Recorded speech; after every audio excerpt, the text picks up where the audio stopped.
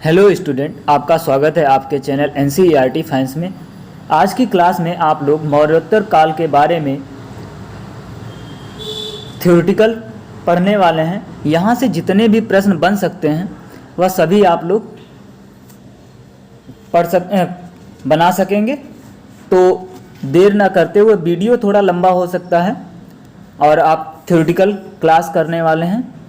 तो मौर्योत्तर काल, तो इसमें देसी शासक और विदेशी शासक दो हैं। तो इसमें आज हम लोग सिर्फ देसी शासक के बारे में पढ़ेंगे और विदेशी शासक के बारे में अगले वीडियो में पढ़ेंगे।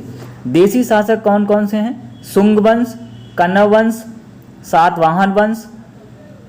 अगला है चेद वंश या महामेघवाहन वंश।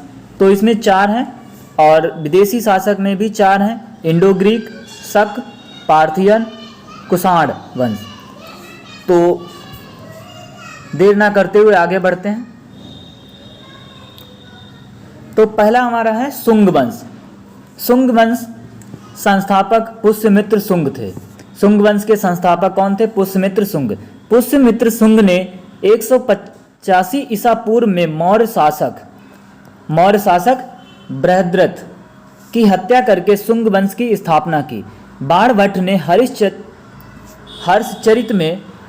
हर्षचरित में पुष्यमित्र को अनार्य कहा है। पुष्यमित्र कट्टर ब्राह्मणवादी था। शुंग वंश के इतिहास के बारे में जानकारी साहित्यिक एवं पुरातात्विक दोनों साक्ष्यों से प्राप्त होती है। तो शुंग वंश के बारे में जो है साहित्यिक जानकारी दोनों से प्राप्त होती है। साहित्यिक स्रोत कौन कौन से हैं? पुराण, वायु और मत्स्य पुराण। इनमें कौन है? वायु और मत्स्य पुराण। इससे पता चलता है कि शुंग वंश का संस्थापक पुष्यमित्र शुंग था।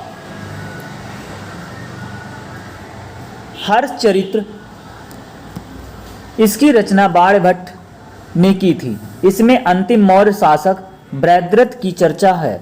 इससे पता चलता है कि पुष्यमित्र ने अंतिम मौर्य नरेश बृहद्रथ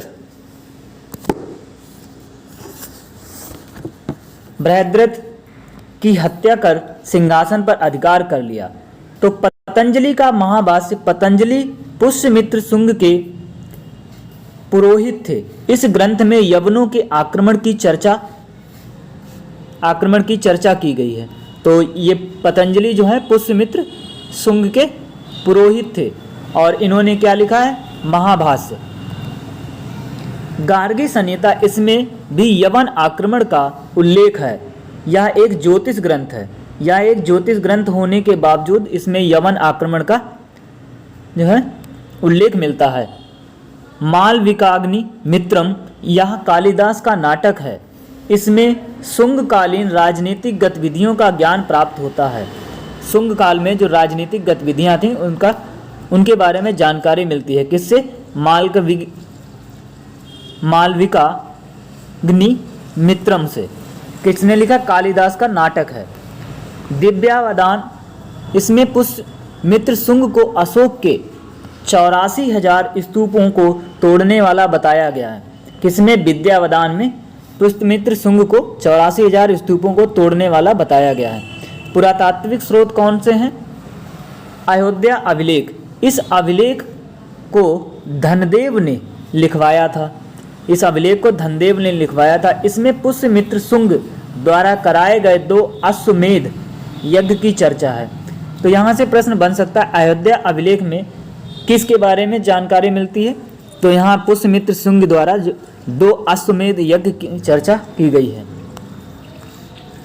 अगला है बेसनगर का अभिलेख। यह यवन राजदूत हेलियोडोरस का है, जो गरुड़ स्तंभ के ऊपर खुदा है। इसमें भागवत धर्म की लोकप्रियता का पता चलता है। तो यहाँ से भागवत धर्म की लोकप्रियता का पता चलता है। भरहुत का लेख, इससे भी शुंग काल के बारे में जानकारी प्राप्त होती है। भरहुत के लेख से भी शुंग काल के बारे में जानकारी प्राप्त होती है। पुष्यमित्र शुंग, पुष्यमित्र वंश के अंतिम शासक बृहद्रथ का सेनापति था। तो यहाँ से प्रश्न बन सकता है पुष्यमित्र शुंग मौर्य काल में क्या था, तो सेनापति था। दिव्यावदान से पता चलता है कि वह पुष्य धर्म का पुत्र था। दिव्यावदान से पता चलता है कि वह पुष्य धर्म का पुत्र था। धनदेव के अयोध्या अभिलेख के अनुसार पुष्यमित्र ने 2 अश्वमेध यज्ञों का अनुष्ठान किया। पतंजलि, तो ये इनके पुरोहित थे पतंजलि, इसके अश्वमेध यज्ञ के पुरोहित थे। पतंजलि पुष्यमित्र के राजपुरोहित थे। पतंजलि जो है पुष्यमित्र के राजपुरोहित थे। बौद्ध ग्रंथों के अनुसार पुष्यमित्र बौद्ध धर्म का उत्पीड़क था। बौद्ध ग्रंथों के अनुसार पुष्यमित्र जो है बौद्ध धर्म का उत्पीड़क था। पुष्यमित्र ने बौद्ध विहारों को नष्ट किया तथा बौद्ध भिक्षुओं की हत्या की। इसने कहा जाता है कि हजारों बौद्ध भिक्षुओं की हत्या की और बौद्ध विहार थे उनको सबको नष्ट कर दिया। संभवतः पुष्यमित्र बौद्ध विरोधी था, लेकिन भरहुत स्तूप बनाने का श्रेय जो है पुष्यमित्र शुंग को ही दिया जाता है। तो मात्र एक जगह जो है भरहुत स्तूप बनाने का श्रेय पुष्यमित्र शुंग को दिया जाता है। तो इसके विजय अभियान के बारे में अब जानकारी प्राप्त करेंगे। पुष्यमित्र के शासनकाल में कई विदेशी आक्रमणकारियों द्वारा भारत पर आक्रमण किए गए। कई विदेशी आक्रमणकारियों के द्वारा आक्रमण किए गए। पुष्यमित्र ने अपने विजय अभियानों से सीमा का विस्तार किया, मतलब अपने क्षेत्र का विस्तार किया। विदर्भ बरार की विजय, तो पहला है विदर्भ बरार की विजय। विदर्भ का शासक यज्ञसेन था। तो यहाँ से प्रश्न बन सकता है विदर्भ का शासक कौन था? यज्ञसेन। वह मौर्यों की तरफ से विदर्भ के शासक पद पर नियुक्त हुआ था, परंतु मगध साम्राज्य की दुर्बलता का लाभ उठाकर उसने स्वयं को विदर्भ का स्वतंत्र शासक घोषित कर दिया। यज्ञसेन को शुंगों का स्वाभाविक शत्रु बताया गया है। यज्ञसेन को शुंगों का स्वाभाविक जो है शत्रु बताया गया है। पुष्यमित्र के आदेश से अग्निमित्र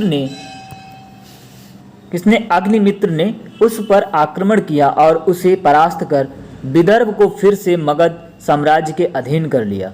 पुष्यमित्र के आदेश से अग्निमित्र जो है पुष्यमित्र शुंग का पुत्र था।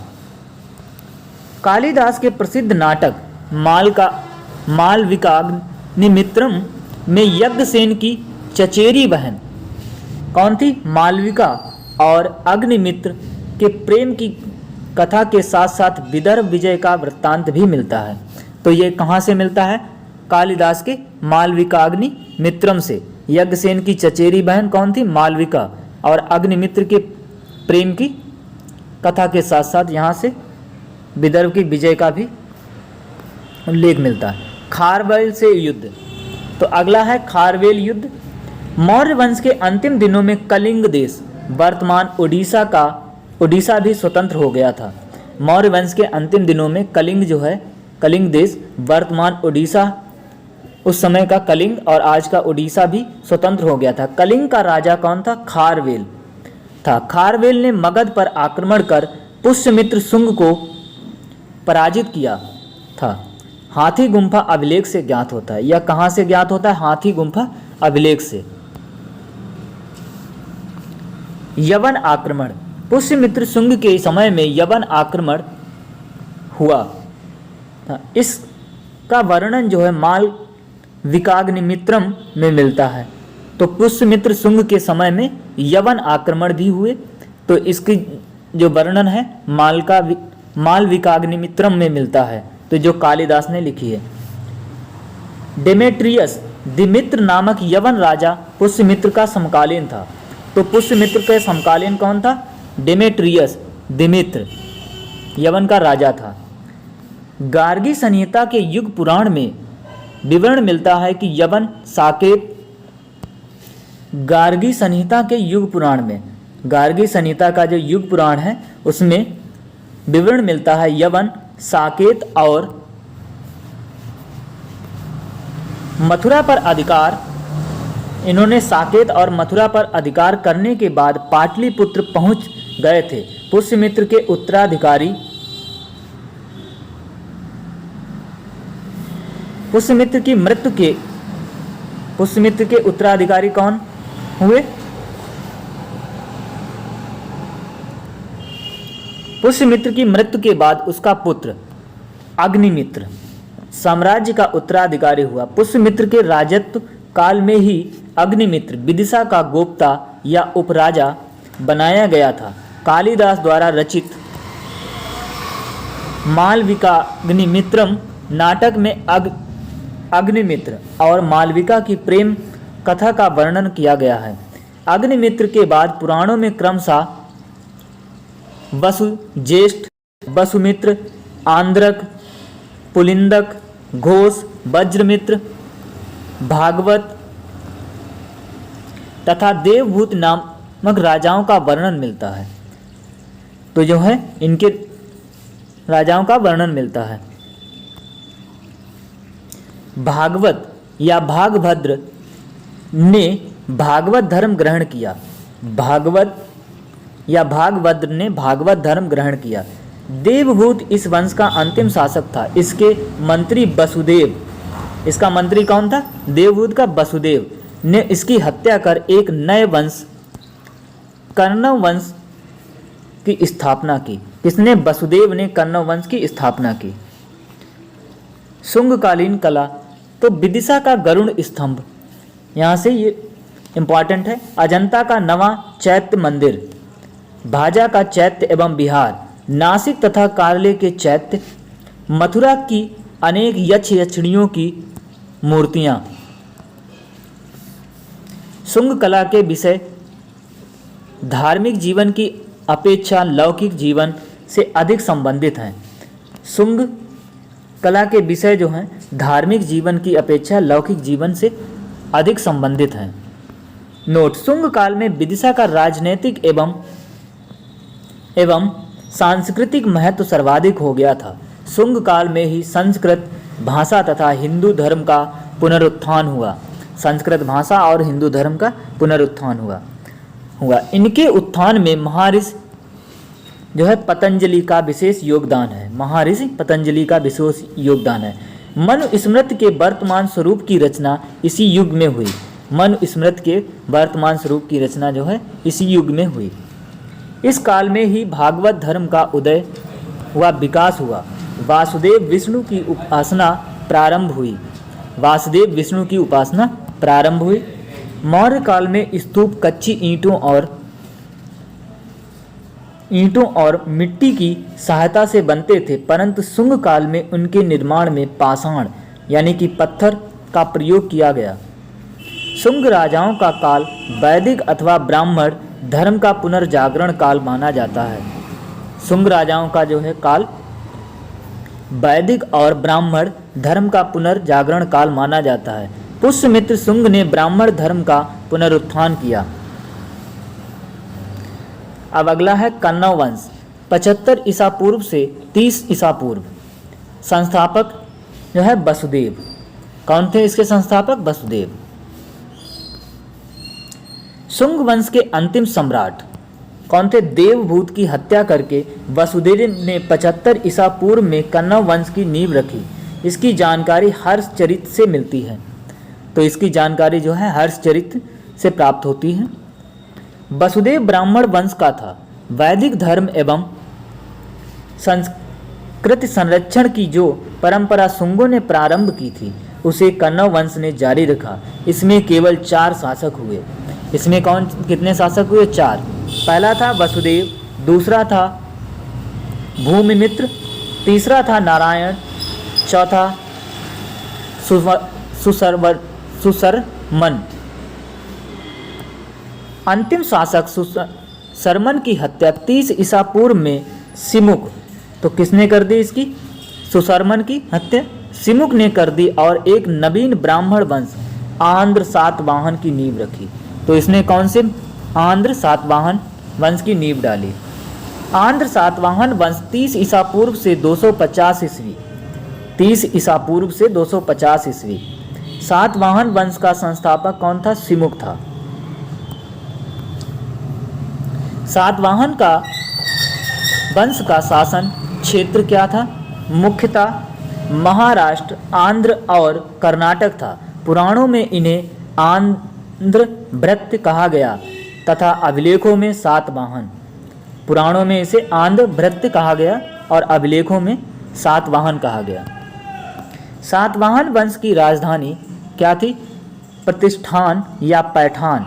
प्रतिष्ठान या पैठान थी। प्रतिष्ठान या पैठान थी। इसकी राजकीय भाषा जो है क्या थी? प्राकृत तथा लिपि जो है ब्राह्मी थी। इसकी राजकीय भाषा जो है प्राकृत थी, लिपि ब्राह्मी थी। इस वंश की जानकारी हमें अभिलेख, सिक्के तथा स्मारक तीनों से प्राप्त होती है जो निम्नलिखित हैं। रानी नागनिका का नानाघाट अभिलेख। रानी नागनिका का नानाघाट अभिलेख जो है कहाँ है? पुणे, महाराष्ट्र। गौतमी पुत्र सातकर्णी के नासिक से प्राप्त 2 गुहालेख। नासिक से क्या? 2 गुहालेख। गौतमी बल्ल श्री का नासिक गुहालेख। गौतमी बल्ल श्री का नासिक गुहालेख। वशिष्ठी पुत्र पुलिमावी का नासिक गुहालेख। वशिष्ठी पुत्र पुलमावी का कार्ले गुहालेख। तो इसकी जानकारी जो है हमें तीनों से प्राप्त होती है। अगला है जय श्री सातकर्णी का नासिक गुहालेख। जय श्री सातकर्णी का नासिक गुहालेख। सातवाहन वंश किसी न किसी रूप में लगभग 3 शताब्दियों तक बना रहा। सब जो प्राचीन भारत में किसी एक वंश का सर्वाधिक कार्यकाल है। तो यहाँ से प्रश्न बन सकता है सर्वाधिक समय तक, कार्यकाल तक किस वंश का शासन रहा है? तो सातवाहन वंश का शासन रहा। सातवाहन वंश के प्रमुख शासक कौन थे? सातकर्णी प्रथम। पहला था सातकर्णी प्रथम। यह सातवाहन वंश का यशस्वी शासक था। उसकी उपलब्धियों की जानकारी रानी नागनिका या नायनिका के नानाघाट अभिलेख से मिलती है। उसकी उपलब्धियों की जानकारी जो है नागनिका या नायनिका के नानाघाट अभिलेख से प्राप्त होती है। सातकर्णी प्रथम ने 2 अश्वमेध यज्ञ और 1 राजसूय यज्ञ किया। सातकर्णी प्रथम ने 2 जो है अश्वमेध यज्ञ और 1 राजसूय यज्ञ किया। सातकर्णी प्रथम ने दक्षिणापति तथा अप्रतिहत चक्र की उपाधियां धारण की। तो इन्होंने 2 उपाधियां धारण की सातकर्णी प्रथम ने। सातकर्णी प्रथम ने मालव शैली की गोल मुद्राएं तथा अपनी पत्नी के नाम पर रजत मुद्राएं उत्कीर्ण की। मालव श्रेणी की गोल मुद्राएं और अपनी पत्नी के नाम पर रजत मुद्राएं उत्कीर्ण की। इसके सिक्कों पर श्री 7 सातकर्णी का सूचक का उल्लेख मिलता है। इसके सिक्कों पर श्री 7 या सातकर्णी का सूचक का उल्लेख मिलता है। इसका अगला शासक था हाल। सातवाहन वंश में हाल महानतम शासक था।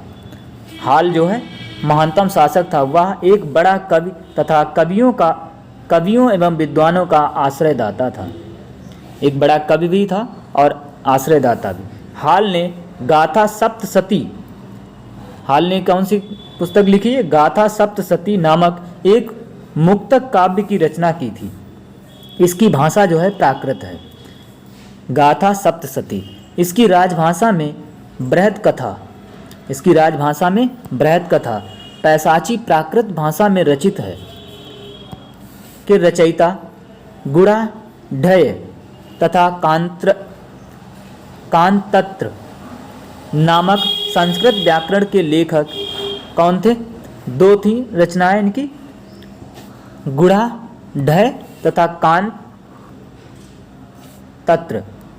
और इसके लेखक जो है सर्ववर्मन है, निवास करते थे।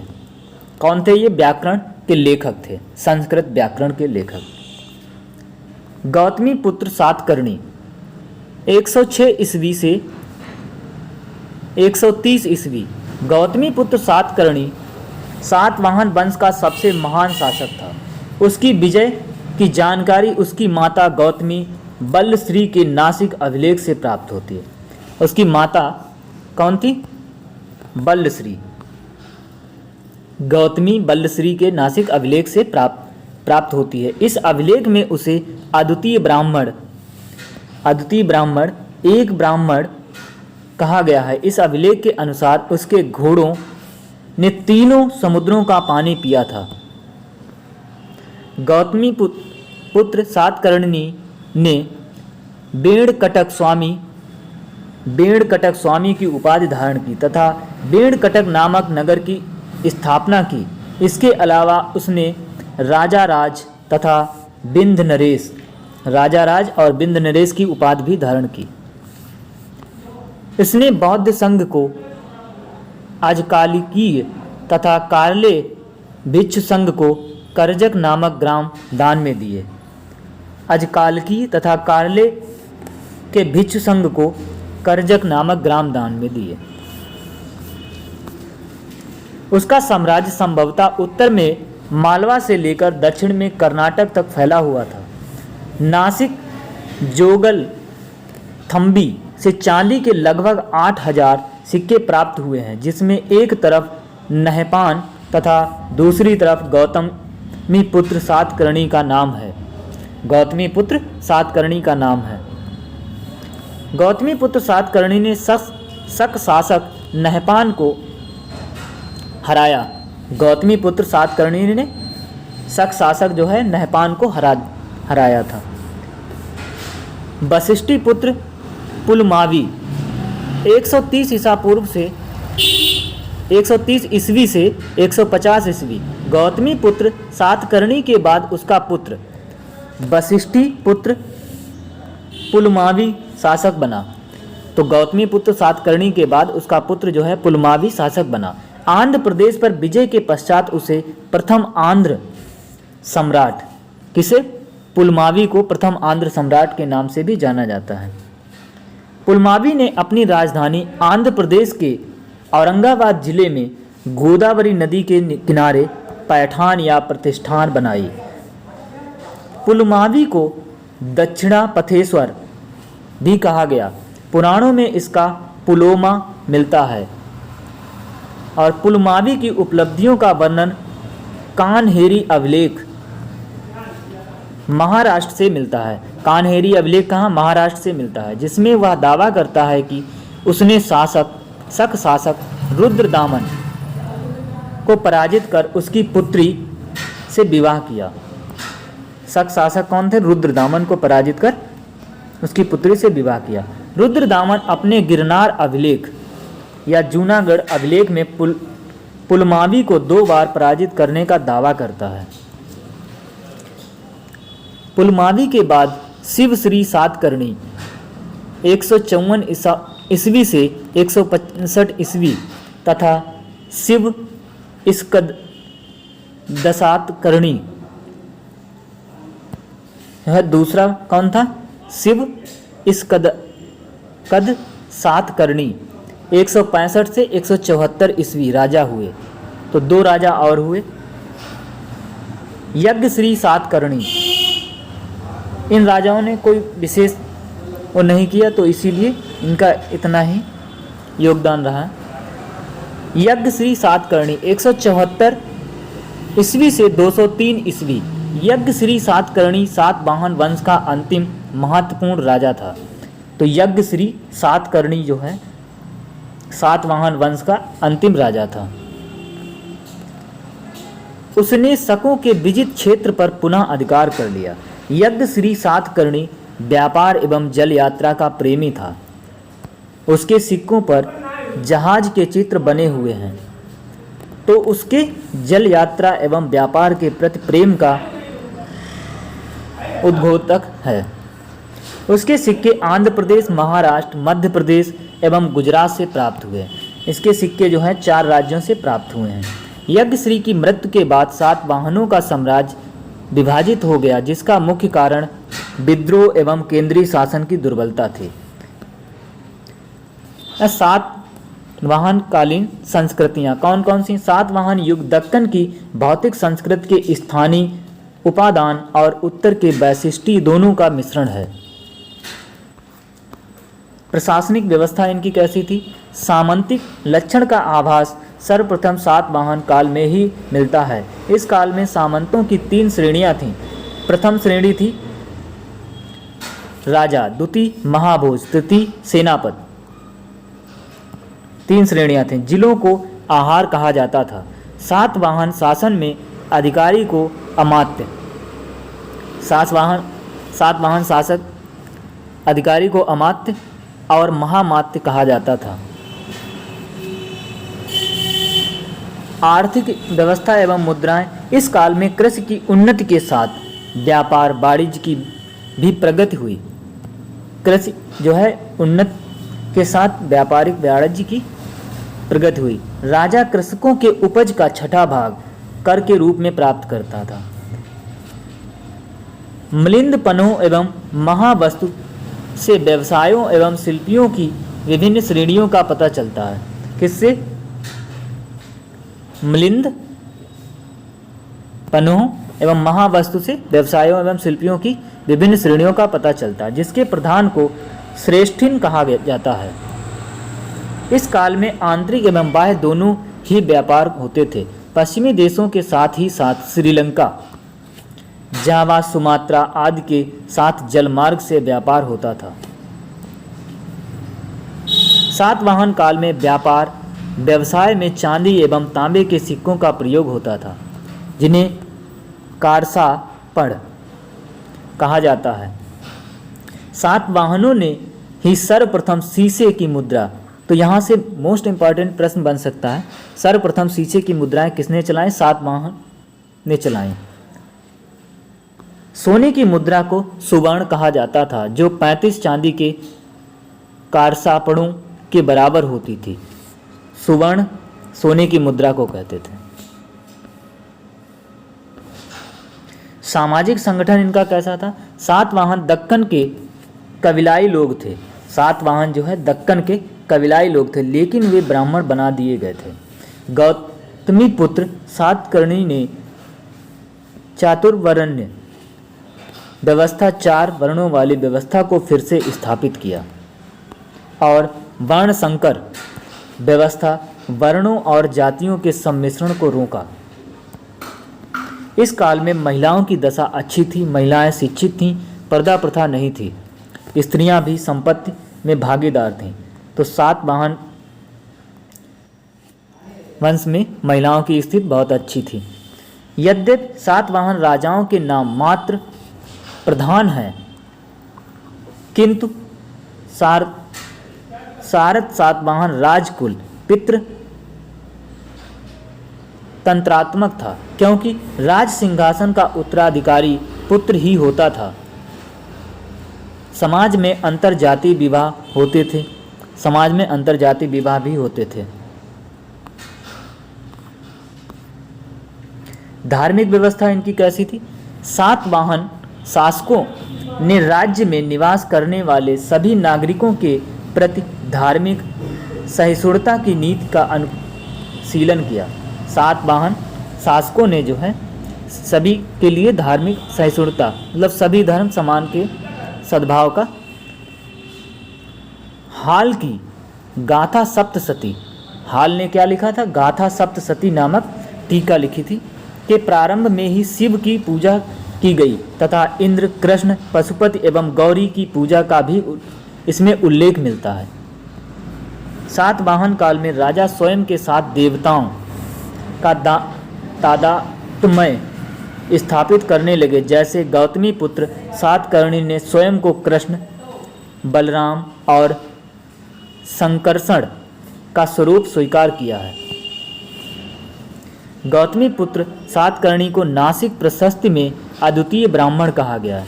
गौतमी पुत्र सातकर्णी को अद्वितीय ब्राह्मण कहा गया है। कला एवं भाषा, सातवाहन वाहनों की राजकीय भाषा जो है प्राकृत और लिपि ब्राह्मी थी। सातवाहनों की महत्वपूर्ण स्थापत्य कला और कार्य का चैत्य एवं अमरावती स्तूप कला का विकास। चेदी वंश या महामेघ वाहन वंश। तो कलिंग के चेदी वंश से संबंधित जानकारी का मुख्य स्रोत खारवेल। कलिंग के चेद वंश का मुख्य जानकारी का मुख्य स्रोत जो है खारवेल का हाथी गुम्फा अभिलेख प्रथम शताब्दी ईसा पूर्व है। इस अभिलेख से स्पष्ट रूप से पता चलता है कि इस वंश की स्थापना महामेघ वाहन नामक व्यक्ति ने की थी। किसने? महामेघ वाहन नामक व्यक्ति ने। खारवेल इस वंश का महानतम शासक था। वह जैन तीर्थंकर ऋषभ देव की मूर्ति मगध से लाने में सफल हुआ। कहाँ से? मगध से ले जाने में सफल हुआ ऋषभ देव की मूर्ति को, जिसको 3री शताब्दी ईसा पूर्व मगध का शासक महापद्मानंद कलिंग से ले गया था। हाथी गुम्फा अभिलेख में जैन लोगों को ग्राम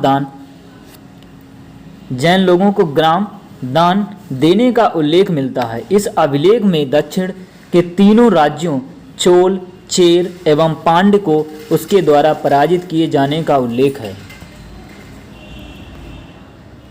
खारवेल ने अनेक गुहा विहार बनवाए। साक्ष्यों से पता चलता है कि उदयगिरि में 19 तथा खंडगिरी में 16 गुहा विहारों का निर्माण हुआ था। महाविजय प्रसाद किसी विजय के उपलक्ष्य में बनवाया गया भव्य भवन था। महाविजय प्रसाद जो है किसी विजय के उपलक्ष्य में बनवाया गया भव्य। तो आज के लिए इतना ही, मिलते हैं नेक्स्ट वीडियो में।